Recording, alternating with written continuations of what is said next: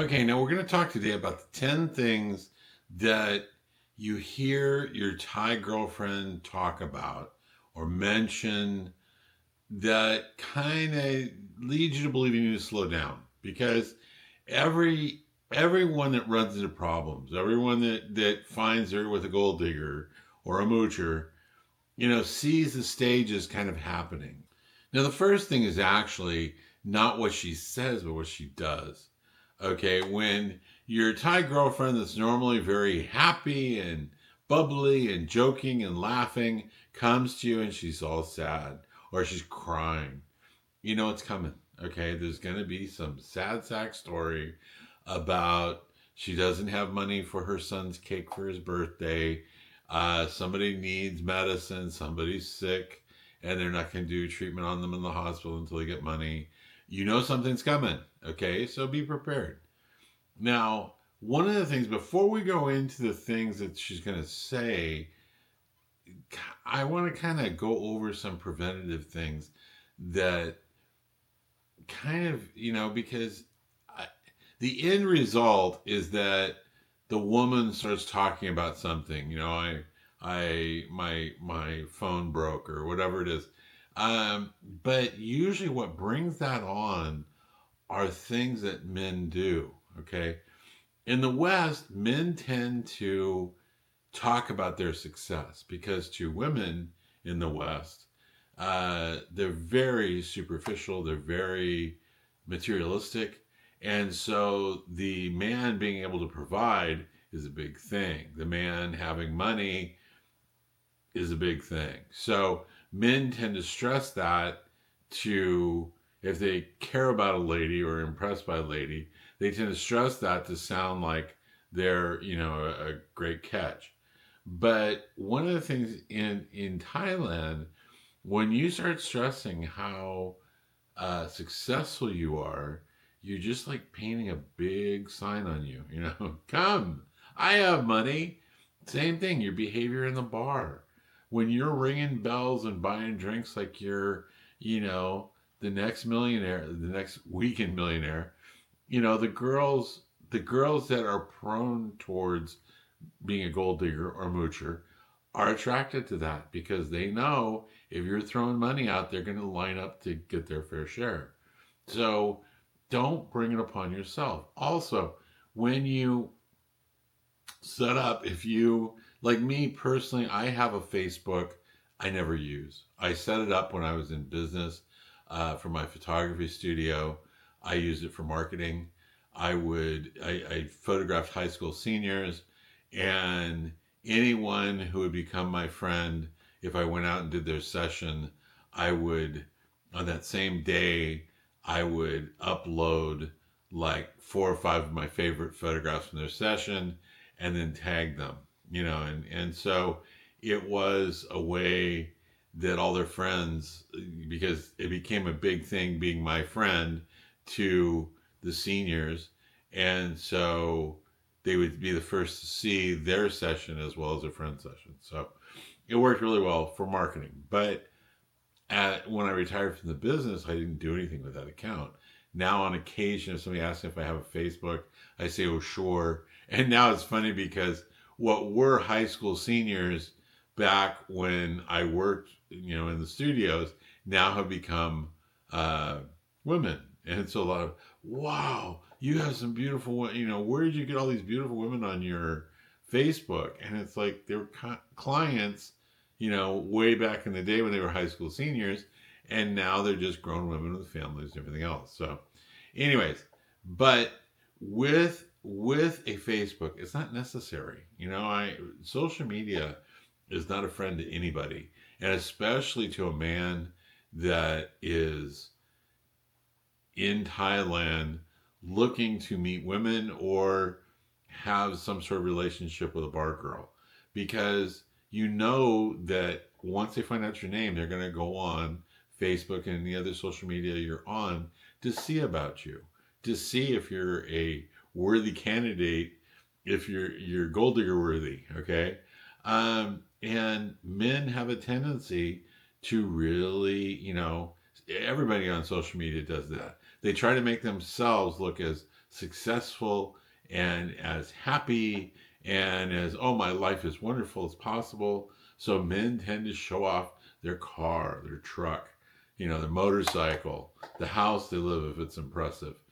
And all of that just encourages the gold digger to pursue you. So a lot of the things that men do are kind of counterintuitive if you don't want to deal with gold diggers, because when you set yourself up as a successful man, the same way with getting money.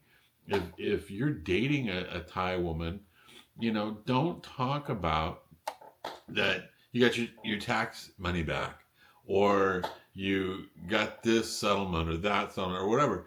Any kind of money, inheritance, anything like that, don't talk about. Same thing when you set yourself up of who you are. Don't say I live in a great big house on a hill. Say I live, in a modest house. Go to your grandma's house, a little 2-bedroom, 2-bath house, and do some photographs of yourself around that house. And, same thing the Thai girls do. They'll get a broken phone and they'll take pictures of their broken phone and send it to 5 or 6 of their girlfriends, so they all use the same photo when they're sending it to their boyfriends trying to get money out of them. I broke my phone. And they actually have a broken iPhone that they can show them. So use the same strategy. Photograph yourself in small houses. I don't care if you drive a Bentley. When somebody asks you what kind of car you have, say it's a Toyota, little, get the name of American car, whatever. And, never, if you have a very expensive car, don't, oh, here's my Mercedes Benz. Don't do that shit, because all it's going to do is it's going to pique the interest and bring gold diggers to you. So always, I live in a modest house, I have a modest job, I have a modest life, Same thing with when you pick, whether it's a bar girl that you're taking out on a bar find, or you're dating a Thai lady. There's no reason to go to rooftop bars and restaurants and really splash the cash. When you start that kind of behavior, it continues. But it's really, when you think about it, I did a slide in the video that it shows a Thai lady asking for money because she doesn't have money for her son's birthday cake. And the guy's sitting on his Harley with his Corvette. He's doing a picture in front of his great big ass house. And, he's sitting on his Harley with a Corvette and the monster truck in the background. And he says just doesn't have any money right now for her son's cake. It's, you have to, when you expose your wealth to someone, then you got to own it. When a Thai lady asks you for help, you can just say no, and that's fine. But usually if you like the Thai lady and want to kind of pursue any kind of relationship afterwards, it has to be no and a reason. No, I don't have that much money this trip. If you open your wallet, it's just full of credit cards. Okay. Again, sending the wrong message, because it'll pique the interest of the gold digger, and it makes her want more things. Because if you look at the difference, if she asks you for, money for groceries, and you have all of these toys and you have all of these things, for her, she can't understand why you wouldn't give her the money she's asking for. You're so wealthy. You have a sports car, you have a truck, you have a motorcycle, you live in a big house. Why, you're so rich, why wouldn't you give me a small amount for groceries, or, my son's birthday cake, or medicine for my mom, or whatever? And so don't bring problems onto yourself by being a person who boasts a lot or brags all the time. And because there are men like that. And it's like, I laugh. Every time I go into a bar, you can always see the old guy ringing the bell and, oh, here, honey, oh, I'm going to buy her a rack, and just really splashing the cash. And it's like, why? These are bar girls. You're not impressing anyone. It isn't like if, half the time the girls that you're buying all the drinks for don't bar fine anyways. And if they don't bar fine, they don't have anything to do with you outside the bar, you're going to be the guy that comes and buys them drinks all night. So great, they can take advantage of you that way. But don't be that guy. The other thing is where you stay. When I go to Thailand, I look for a local Thai hotel that's like a 3 or 4 star hotel, nice, along the lines of a Ramada, Hilton, but not with a Western name. I told the story the last time. I stayed right off Beach Road, and my hotel was right around $20 a night. I think it was 18 or something. Right around $20 a night. Nice, it was a 3 to 4 star hotel. Had a balcony where you could see the ocean. I really liked the hotel. It was perfectly fine. Right down the street was the Hilton. And, it's not, we're not talking about, a lavish uh, difference. We're not talking about to where the room was just, I not gone in personally to the rooms, but I've seen them in advertisements and things I've looked. But it was, like $250, $300 a night to stay at the Hilton, or it's $20 a night to stay at a perfectly fine hotel. But the persona it shows is that if somebody's staying at the Hilton, they are a little more loose with their money, because quite frankly, when you can get a similar room for $200 a night, $250 a night less, then you're willing, the idea of where you stay is more important than actually just the comfort of where you stay. So all of those things bring out, if you're dating a woman who has gold digger tendencies, they bring that out of her. Or it will actually attract gold digger women to you, because women see, the Thai women, so many guys think that Thai bar girls and women are so simple, and they're not very cunning, and they're not very smart. Let me tell you, those girls are always working. They're always working the angles, they're always playing the game. And anytime you think that they're not noticing, anytime you think you're outsmarting a bar girl or a Thai woman, you're wrong, because they have a lot of time to think about all the ways they can figure you out and assess you and take your money. So, as we go through these things, like I said, first is what she shows you. If she shows up and she's quiet, she's crying, it's coming. So grab your wallet, okay? When she goes through these things, they're typical things that everybody has heard about. They're in no particular order because everyone's heard about them, okay? First one is, I broke my phone, okay? Common problem, common emergency that she needs your money to fix, okay? A birthday is coming up of someone, her son or daughter, her mother, father, whatever, and she doesn't have enough money to buy a birthday cake or a present. So that's another one. My son is sick and needs medicine. A common one, okay? My mom is sick and in the hospital, or my dad, okay? Again, something that for a medical reason needs help, okay? I ran out of food. I have nothing to eat. And I mean, that's one that's just heartbreaking, because here you are, you're staying at the Holiday Inn or the Hilton, you're going out to steak every night, and she tells you that she needs 100 baht to buy some food.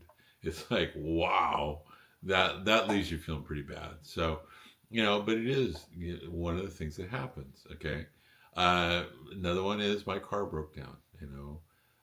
The classic sick buffalo or dog. I've heard that one too. My dog was hit and he's at the vet. There's so many of these things, these emergencies that are.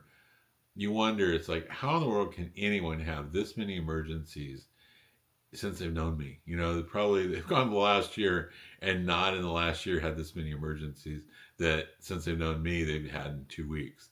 But you know, it's that's one of the reasons why I always say, you know, no money to anyone that I'm dating. Period. Don't ask because I won't give it to you. No matter how, I don't care how much money I have. I don't care how many things I have. I don't care if I stay at the most expensive hotel in all of Thailand. You know, I'm not going to give you money. So don't ask because that's one of the things. You know, and when women get upset and it's like, you're so stingy, you're this or that. It's like, do you know how many women every trip I plan to Thailand, do you know how many Thai women ask me for money? Thai women that don't even know me. We haven't met yet, and they think that for some reason I owe them the right to my money or access to my money. You talk to me in a message on Thai Friendly. I need money, so you have to give it to me. Yeah, that's just the way it is. That's our culture. Ooh, no, it doesn't work that way. And I'll tell them it's like I don't do it because it leads to nothing but problems. Because you asked me today, you're hungry, you need food. I give you money for food. Tomorrow you're going to be telling me about your car. You know, your dog was hit. Your son is sick. Your son is registering for school. Your brother is at university and he might not graduate because he owes back fees. There's just a never ending supply of emergencies that they have that they need your money for. So don't get into it. Don't listen to it. Just say, I told you in the very beginning. And like I said on my profile, I put that. I don't give money to anyone I'm dating. I don't buy expensive gifts for anyone I'm dating. Period. Don't ask because if you ask, we stop seeing each other. And I have, you know, ended it with many ladies. And it's funny because, you know, when I look at it and it's so odd. It's like in a land, okay, in the West, you kind of, because of the current situation of dating, you kind of get that, you know, a lot of really old ladies are making their checklist of all the things you have to be able to date them because finding a dateable woman online is very difficult because it's like the good ones are taken and what's left over are the ones you don't want. So, you know, in a lot of cases, there are still some nice ladies that are on there, but you have to do a lot of looking. So, a lot of shopping around. But in Thailand, you know, we're talking whether you are going to the red light districts and bar girls or you're dating just regular Thai women, there are so many dateable women that like Western men because they have a child, they're in a situation, they've been married before, they have a child, they're older, and they're in a situation to where Thai men, in a lot of cases, won't accept a child from another man. They look at women of a certain age as they're old, you know, and same thing I hear all the time with Thai women. I'm fat. And the woman she has a very nice figure, but she's just not like super skinny. She considers herself fat. So there's a lot of things that Western men accept that Thai men don't. And it makes Western men kind of easier to date. So, you know, when they start in like you owe them kind of thing, no, you don't. Just you stick to your rules. When you see it coming, just realize it's going to be tough because anytime you care about somebody and you see them, whether they're crying because of a real need or they're just great actresses, you know, it makes you feel like crap. So that's why I don't deal with it and I don't listen to it. It's like, I don't want to hear it. You know, whatever you need, figure it out. I don't do that. So I hope you've learned something from this today. Learn the things to see it coming so you recognize it when the gold digger is going to strike because it helps. You know, you kind of got to have a tough moment where it's like, I'm not giving anyone money. Because, like I said, when a woman says, "I don't have anything to eat. I haven't had anything to eat since yesterday," it's hard, and especially after you've just shown them the picture of your big house and your boat and all this stuff, and then, oh, hey, I have all this stuff. I'm a wealthy guy. Oh, I haven't eaten since yesterday. It's like, yeah, that's not a good time then. But you know, always keep your success to yourself. Don't be boastful in Thailand. Don't go out of the way to be just excessively buy drinks and to show off that you're buying drinks and ringing bells and all this stuff, because you identify yourself as a person who spends money easily. So you attract that kind of woman to you, whether it's a bar girl or somebody just there enjoying her evening. And they're looking for men who are free with their money because they'll take as much of it from you as you're willing to give them. So if you have any questions about my book, it's always available on Amazon.com.